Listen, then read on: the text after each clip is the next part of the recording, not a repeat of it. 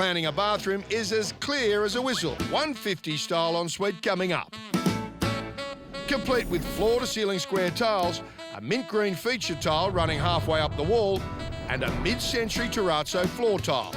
The South Australian farmers in the 1930s house, Daniel and Jade, are hoping to hit the 1930s with floor-to-ceiling large marble tiles and a darker grey square floor tile. For the Victorian father-daughter team in the 1920s house, those blue feature tiles will run the length of the ensuite behind a black panelled vanity and deco-inspired mirror.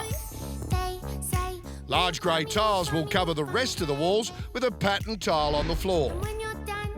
Meanwhile, up at House 4, a white basin on a white panelled vanity and white subway wall tiles, and slightly less white patterned grey floor tiles. Sydney side of Sarah and George, the shower's on the far wall, the double vanities straight in front of the door, and hidden behind a floor-to-ceiling nib wall next to the shower is the toilet. You come down this way, into this section here, and you sit. And you drop it like it's hot. You do it. You drop the kids off. Yeah, well, you got a nice private wall, nib wall, to hide the toilet, so you can drop a deuce in peace. Drop a deuce. Like that. Take a second.